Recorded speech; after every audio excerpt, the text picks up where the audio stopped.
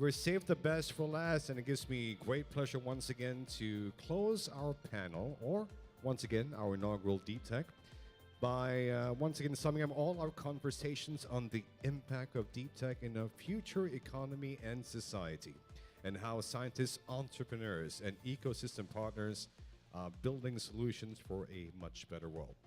At the important intersection of technology and humanity, our speakers, who will be meeting in a short while from now, will discuss how frontier technologies such as AI and blockchain will impact our society positively and contribute towards UN Sustainable Development Goals to make lives better for everyone. So please join me in welcoming them on stage, starting firstly with our moderator. Here's Susan Oh, Chair of AI Blockchain for Impact, or BFI for short, United Nations General Assembly, and she's the Chief Executive Officer for MKR AI. Can we give her a big warm welcome, please? Hello, Susan. Good evening. Take your seat.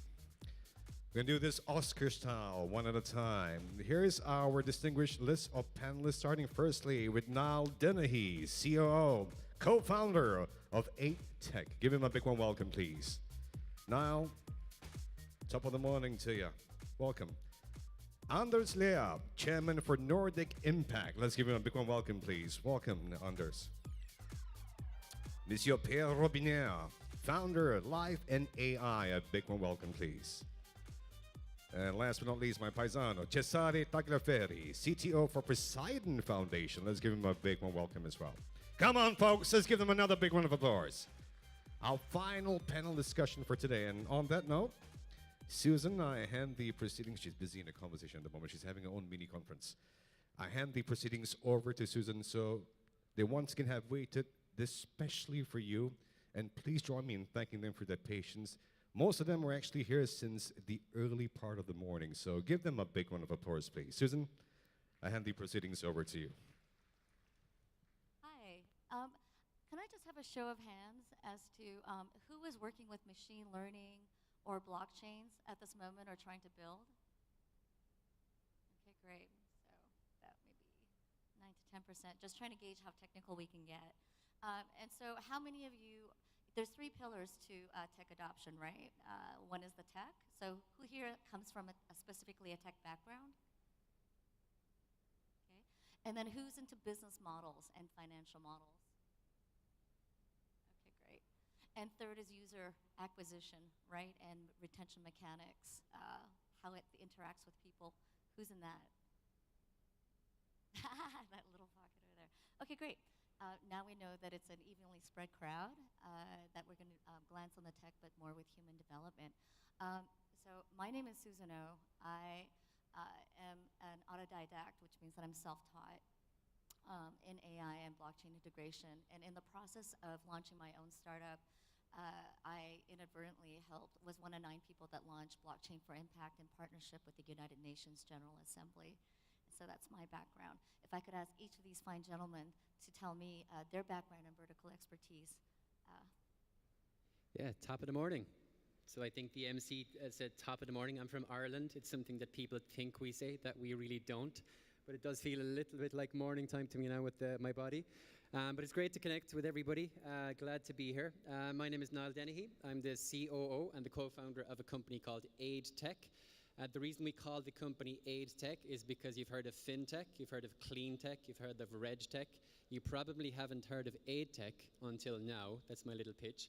So we decided we would invent a brand new industry called AidTech. And we decided that the best way to do that was using blockchain technology and digital identity, like a little card like that if you can see it. And what really put us on the map was a project that we did back in 2015 in Lebanon. And we distributed international aid completely transparently using blockchain technology, because a very famous South Korean man, Ban Ki-moon, said that about 30% of international aid goes missing each year. We thought we'd bring transparency to that. We since discovered that we can also bring transparency to remittances, to welfare, to aid, to donations, and we're just about to roll out technology, and I'll stop talking in a second, sorry, get carried away, but that you can trace your donation on the blockchain and see where it's going and get an alert on your phone. Thank you. Sorry for hogging. Yeah, I'll pick up then. So my name is Anders. I'm an impact investor, but I'm also a corporate dropout. So I left the corporate world to invest in early stage tech companies which are doing something good for the planet. All right, not too long, not too short. So I'm Pierre Robinet. I'm doing some digital transformation and business transformation for companies, and I'm interested in how deep tech technology is going to disrupt businesses and reinvent their business model. On top of that, I'm passionate with artificial intelligence, and I created a foundation a year ago, Live with AI, where main research has been focused on the impact artificial intelligence is going to have on our life and our society, and on the importance to empower people so that they can leverage as much as possible from the technology and better live with AI. So we came with 15 recommendations, we wrote a report. It's a work that has been done by about 100 thought leaders from France and Singapore, and we are very excited to be here partnering with SGInnovate, and I'd like to especially thank SGInnovate for the support they gave to the foundation. Good evening, everybody. My name is Cesare Tagliaferri. I'm the CTO of Poseidon Foundation. I am a technologist. I've been in technology pretty much my entire life, and I've been playing with blockchain since the very beginning of Bitcoin. And when last year a good friend of mine came with a real-world use case allowing us to optimizing our impact on climate, I said I'm in, and we started working on Poseidon Foundation, which is now present with a real partnership with the government and corporate institutions. So, as we've discussed before, people have different ideas about what the technology means and what its capacity is. So if you can tell me, if each of you would take turns telling me which of the technologies, frontier technologies, do you feel the most excited about having the widest implications, and which of the SDGs, the Sustainable Development Goals, are you tackling head on in any order? Yeah, a good question. I mean, I'm only interested in technology that's doing something good for this planet. I don't care about technology for technology in itself. I care about technology that's actually going to do something for the environment and the social domain. And I mean, there is less than 5,000 days to 2030. That's the year we're supposed to reach the SDGs. And if you look at the status on the SDGs, we are really, really in a bad shape. We are either on red light or yellow light. And I think the only way for us to solve these SDGs, and by the way, I work on all the 17s, because we invest in, we have a portfolio about 80 companies which work on a variety of technology and all the SDGs. But I think that since it's less than 5,000 days to 2030 and we need to work much faster, I think the only way to scale solutions is through exponential technologies and to scale them globally across borders. So we look for the best founders who actually use exponential technology, of course AI, but right now I'm mostly engaged and excited about quantum computing software. And we just invested in Zapata, which is a Harvard-based quantum computing software startup from a professor called Alan, and we're going to use that in order to kill the Zika virus, which is a pretty good virus to kill because it's a really bad thing to have on this planet. In healthcare. The way I do consulting and the way I started that foundation is starting from the customers, starting from the human, not from the technology standpoint. So, and the way we started our research, we looked at, the key things, the trends impacting our society, today. Content overload, rapid urbanization, digital divide, aging population, and all these trends that finally have an impact on the society. And I started to understand how we can use AI to solve these things and finally reduce, for example, the digital divide. To me, the most important sustainable development goal is how can we use, especially artificial intelligence, to reduce inequality? Because this is a very, very important goal from the United Nations that potentially could be across all the others, or be very linked to most of the others. And I believe that at the moment we will have much more technology in our life, much more algorithm working and living with us. We need to be very careful and not, increasing the inequality between people. and not increasing the digital divide, which is to me super important. And digital divide is going to increase more and more. We need to be careful of that. Okay, let's hear about the digital divide from the one technologist on this panel. I mean, you tell me, let's say AI is meant for productivity and humanity is meant for creativity. So,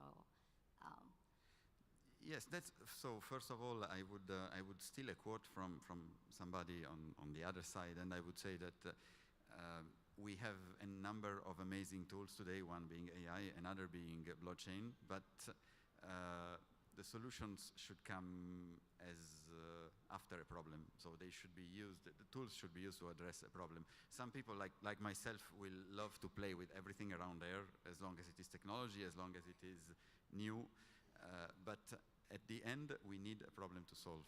And for AI, there are a clear set of problems that the increase in computing power and the decrease in cost have enabled us to solve with technology. And the same thing could be said for blockchain. Blockchain has been around since 2010. But I remember senior people in big organizations asking their teams, we need to use blockchain, just find me something that we can do with it, not having a clue about what it was. Now we have real problems for which these tools can be applied, and where we come in as Poseidon Foundation is to try to use that to optimize the impact on climate change. Climate change is real, in spite of what some of our leaders say. And we can do something about that. There was a tool developed in the past which was carbon credits, which is dysfunctional and doesn't help awareness of the public and is not accessible for everybody. And we are really trying to do something to address that problem. Niall, you work in identity. So to me, when I think about identity, I think about all the other problems that keep people from being included in the global economy, and especially in a data-driven economy.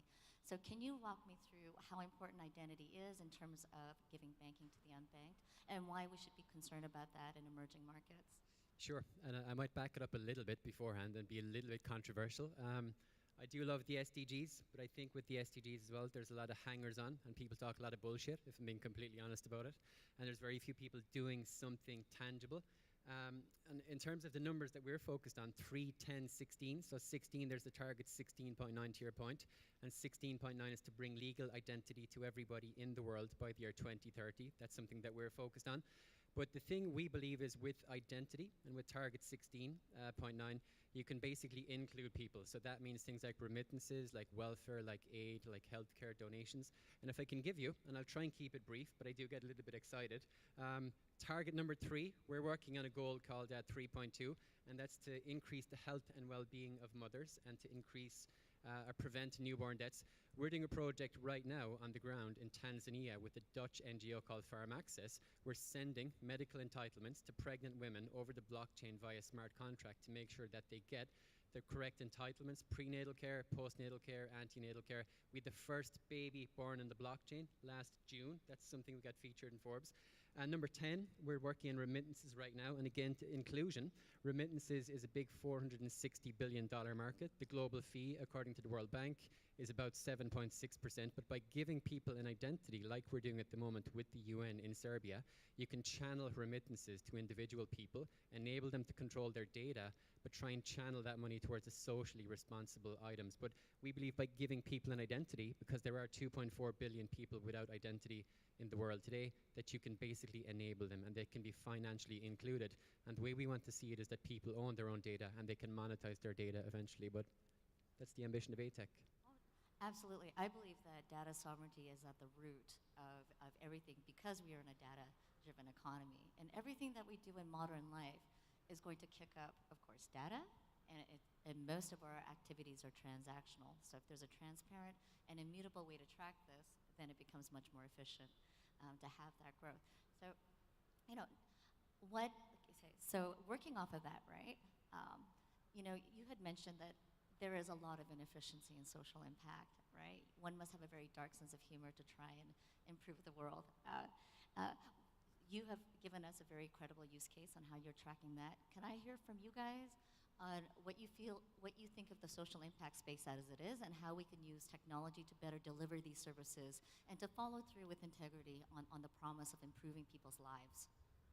Yeah, maybe I could just comment on that social impact. There's so many words about kind of philanthropy, charity, grants giving, social impact, social entrepreneurship. I don't really care about the definitions at all. I think the job we have, the responsibility we have, is to maximize the output of everything we do. So I just want, and that's what I have discussed the most with people in Singapore, that they always ask me the question, what is the trade-off? What do you have to accept of less return by doing impact?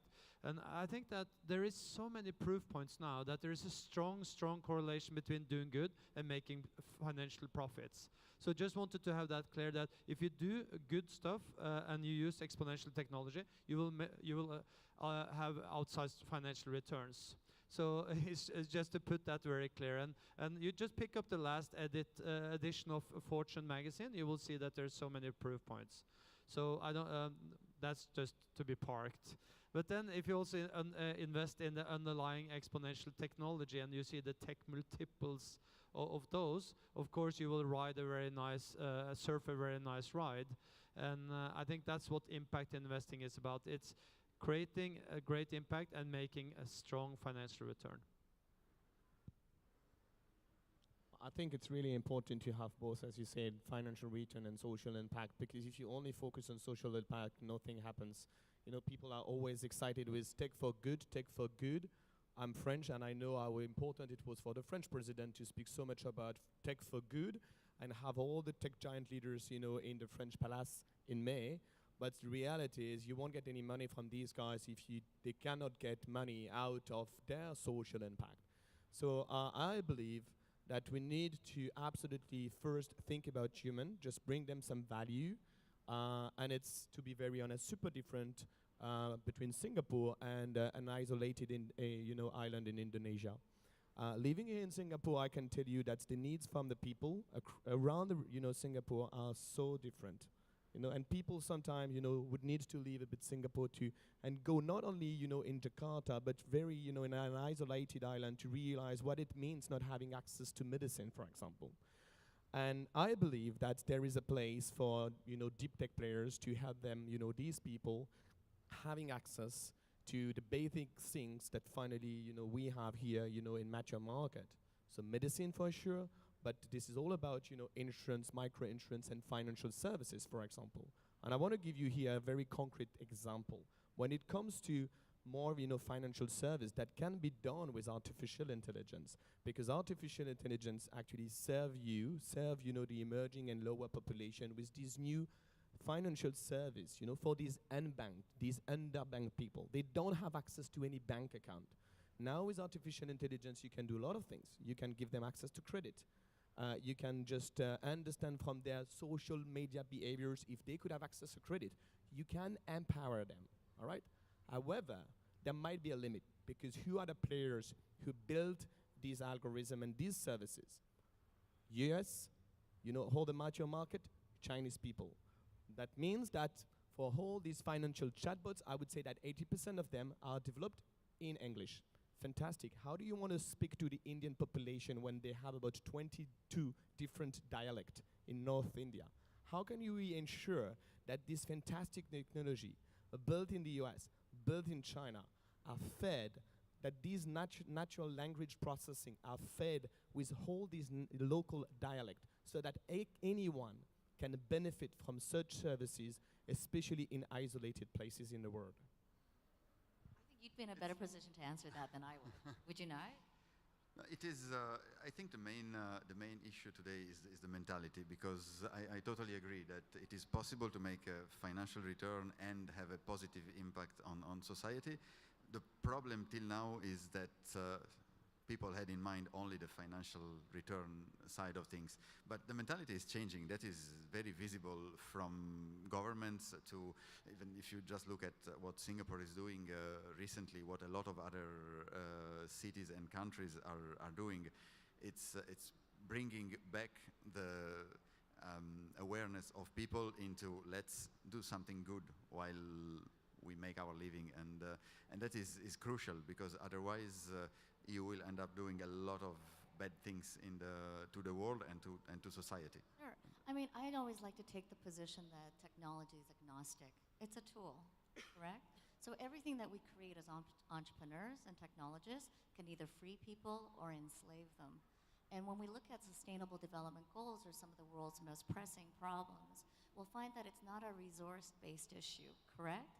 Most of it is political. And so then how do we use technology to mitigate what human beings so aptly screw up all the time? Want to take? That's a very interesting question, because today we have AI is becoming more and more pervasive. Although I still believe that the point where AI is and the point where people think AI is are very different. So in general, the public believes that AI today is able to do a lot of things that it's not yet able to do, But there is one thing that we were discussing with Susan just before this panel. AI, especially if you start playing with the tools, and puts you in front of your own bias. And that's an extremely important point, because sometimes most of us believe that we are unbiased, that our view is balanced. But when you try to train a neural network or a machine learning system, it immediately puts you in front of your own biases, and it shows that what you thought was a balanced view is actually a reflection of your own bias, and that is really important. So if we could bring that into politics and into the way decisions are made, it could be an interesting additional data point to take into account when, at least to be able to evaluate how decisions are made and how good they are. Sure. Oh, I'm sorry. Yeah, okay, just to pick up on that, I think if you look at the history of human beings, and since we kind of came to the planet, is it likely that we are the last part of evolution? I wouldn't say so. It's very likely that there is something coming after us. And what should that be? And I think the only likely scenario, if there's something coming after us in the evolution, it will be robots. And do we want that scenario to happen? I think that's a very scary one, and I think we need to be on top of the technology. And there's a couple of very good questions here. And one, which we also discussed before we came on the stage, is we must make sure that we kind of train our children to be as different from the robots as possible. We need to train them in what is unique for us as a species. It's about empathy, creativity, fantasy, developing the grit, etc., etc. And if we could do that, and in addition to that, which we also discussed, is these ethical aspects of AI. I think that was one of the questions too. And today it's like AI is mostly developed by men, white male in the 30s, and most of them are probably on the West Coast in US. And they don't take into account the gender diversity aspect or any diversity aspects, and that's very, very worrisome. So we need to do something about that while the technology is developing. Sure.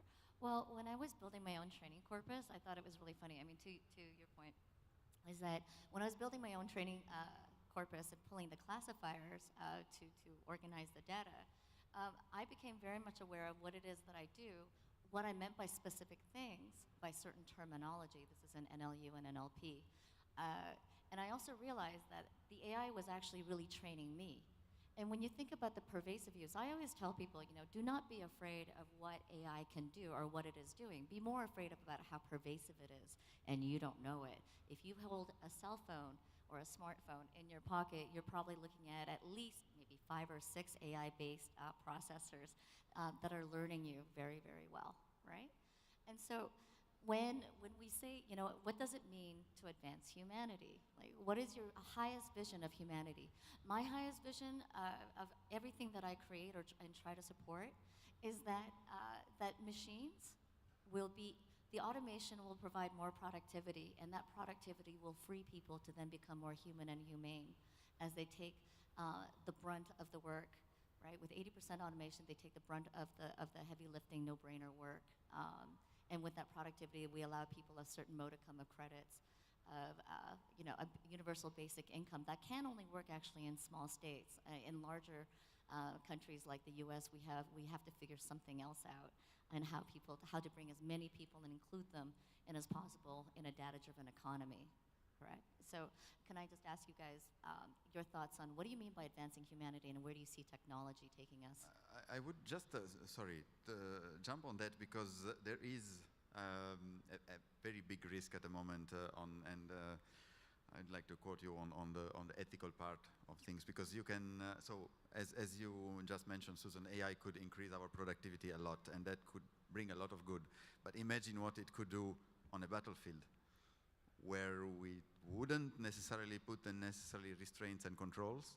And if you make the parallel of what AI made happen on the stock markets a couple of times, that could bring massive distraction. And so we need to bring, at the same time, controls and supervision on all that. Yeah, if I can just build upon what you said, on top of the regulation of the algorithm, and of course we need a bit more truthfulness, fairness in the algorithm regulation. There is something that IBM just released, I think 2 weeks ago, which is quite good. I invite you to look at online. It's the Fact Sheet AI, which help finally to look at these ethics part of your algorithm in order to ensure that you are building something that is fair, that is ethics enough. But on the other side, I think what is really important is you need data to feed an algorithm. It's how it works. Even if it has been proven that you can now get some And AI. by the way, I think all this emphasis on data is really not the step forward for AI. I think it has to be it's a multi-pronged approach to training AI that's not exclusive of data, but could also incorporate rules-based learning. But that's just a little bit of All right. nerdery. But go ahead, I'm sorry. What I think is on the other side, what you need to empower people to give them the technology or the tools they need in order to finally better have access to their data and make them realize that what is important to feed an algorithm is just the uniqueness of your data. It's finally the billions of data that you can collect, which finally will feed the machine. Your unique data don't have so much value from a pure data point of view. And people do not realize most of the time this notion of collectivism. How can they act collectively as human? People who are working in data science, they know something very well, which is the Metcalfe law, which represents the power of a telco network, which is measured being the square of the number of people connected to the network. All right? So imagine that we have 7 billion of people on Earth. So I believe that the human network is the bigger one. So if we could make people realize that they could all collectively act, with the same goal, in order to go to this advanced human stage, that I don't know what is that stage, but at least what I would love to see is a world where we could collectively act, where we could collectively share our data in a private, independent, and and with a lot of integrity, so that we can ensure that our privacy, our data privacy, but so that we can definitely serve this new solution that's the deep tech technology break. That's why I was so excited about blockchains, because I started out in AI, and then when I realized I had to build my own training corpus, I was like, holy shit, last thing the world needs is another data scraper, right? And so I can crowdsource parts of it, break down the complex processes, crowdsource it, and bring more people along to show them that they can co-create with me by just rewarding them with tokens, right? Can I give you my definition of advancing humanity? Of course. So my definition, I'm going to sound maybe a little bit philosophical here, but my definition of advancing humanity would be that you're enabling people to solve problems they didn't know that they had. The technology is so seamless that they don't even know it's there, and they're at the core of that, and that they own their own data. I probably am a bit of a salesman, a bit of a pitcher, hence being a co-founder of a startup. We can't help but get it out there. But again, I like to keep it real, talk about tangible opportunities.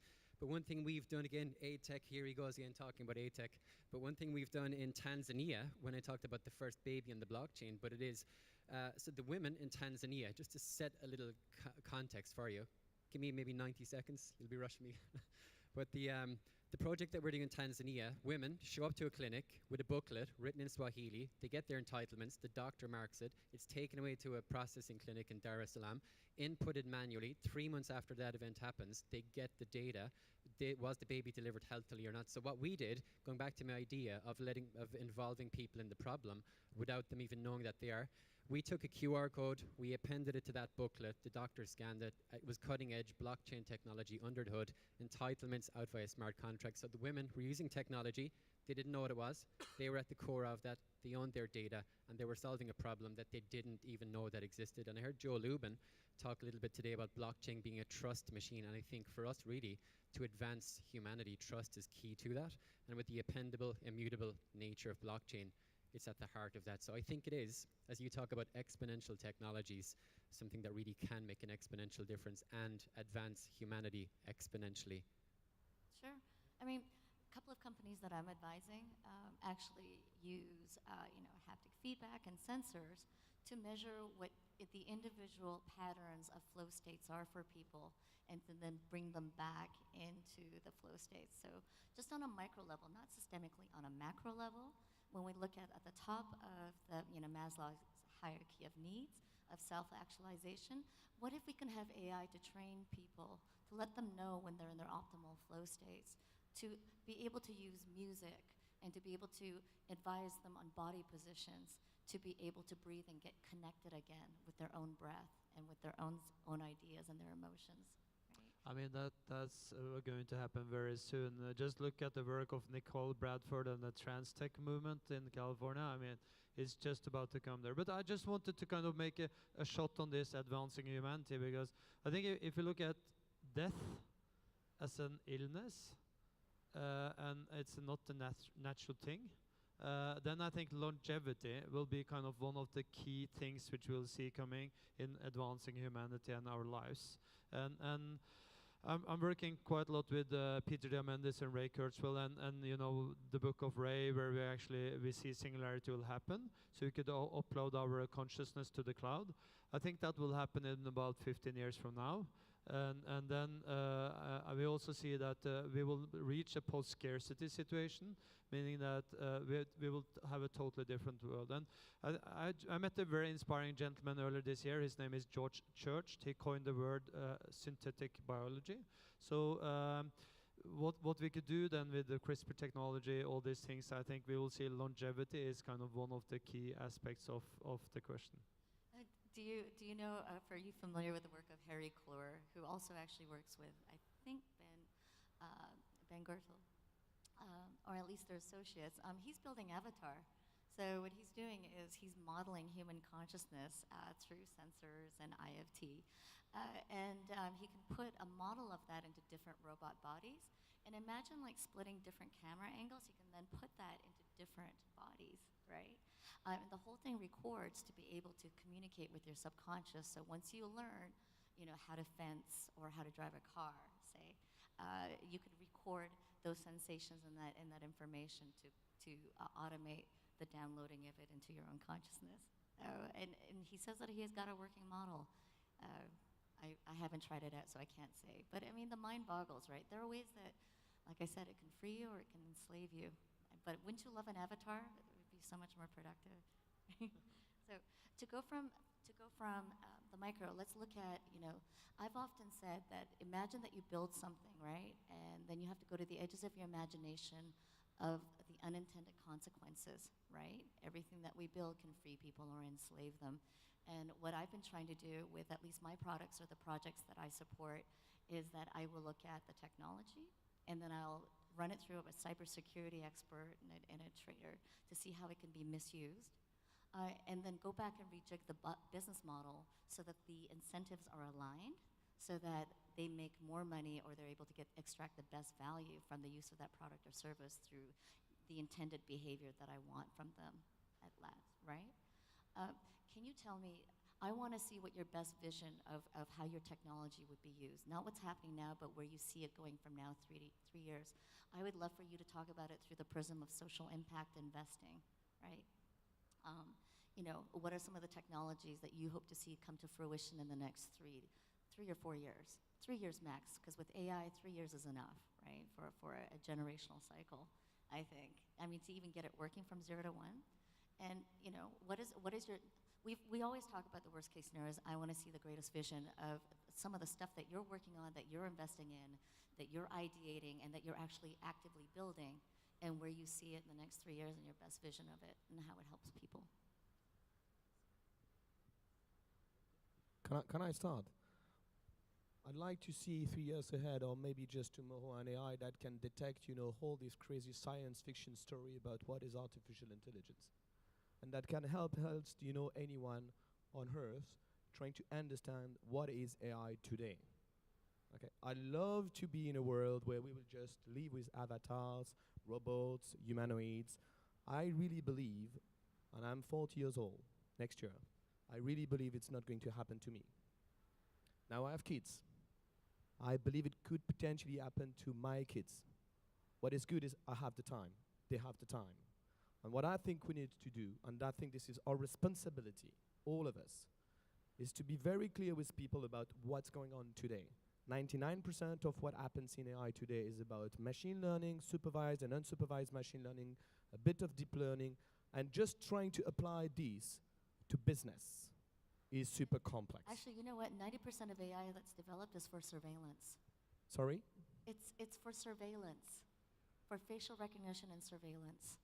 So I would love to see first, I would love to see first more pure, machine learning and deep learning application for advanced medicine, to absolutely create impact in emerging market, to create social impact and the one that we discussed, all right?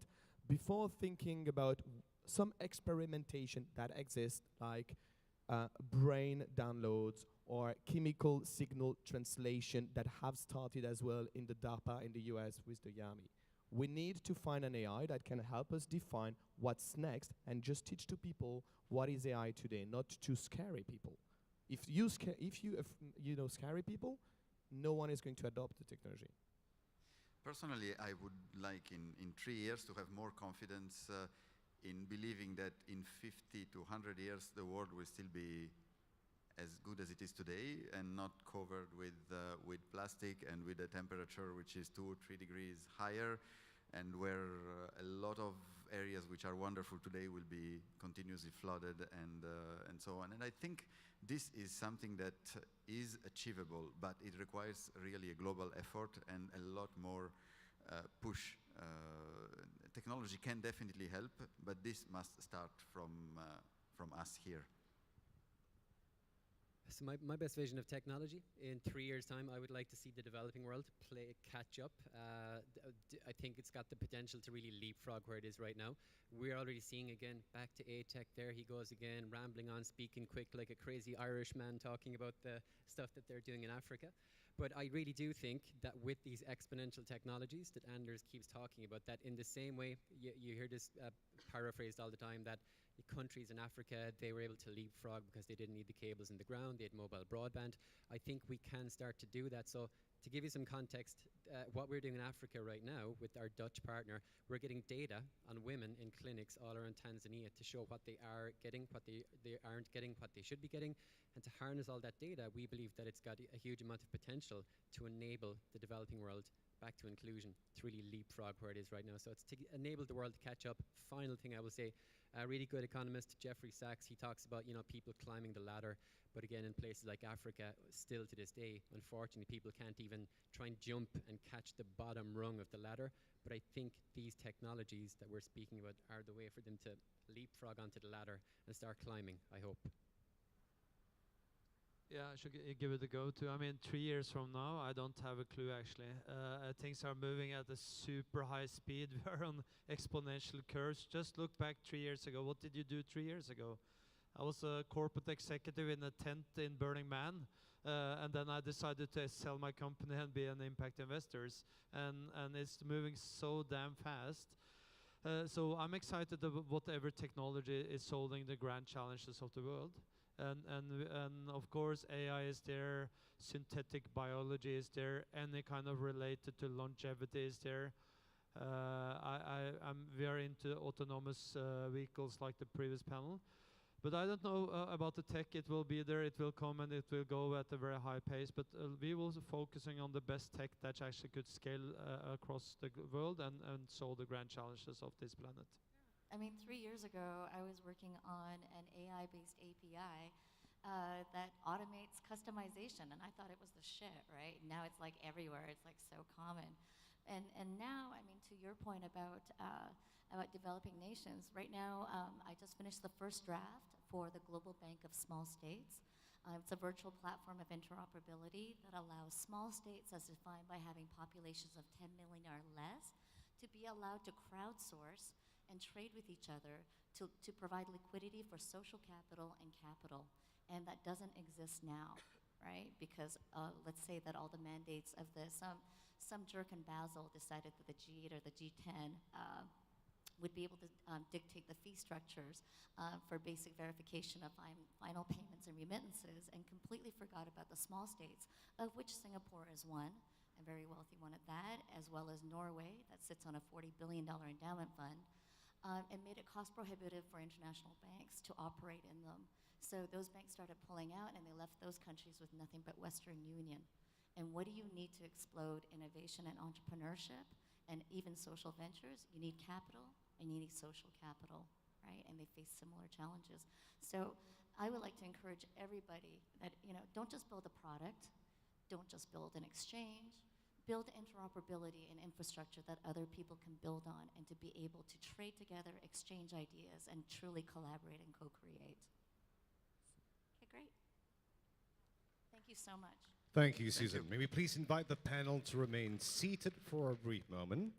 Ladies and gentlemen, may we please invite you once again to just be seated for a couple of seconds for us to do a proper closing. On behalf of SGInnovate, thank you once again for making the inaugural Deep Tech Summit a great success. May we please encourage everyone to give yourselves a big round of applause, please. Thank you very, very much. And on behalf of SGInnovate, may we please thank our strategic partners, GIC AWS, Innovation Norway, the German Accelerator, AI Singapore, the Economic Development Board of Singapore, the Nanyang Technological University, and the NUS Smart System Institute, our distinguished esteemed speakers who joins me on stage, network partners and volunteers. Thank you, everyone. Looking forward to seeing you in Deep Tech Summit 2019. Thank you very much, and have a great evening ahead of you.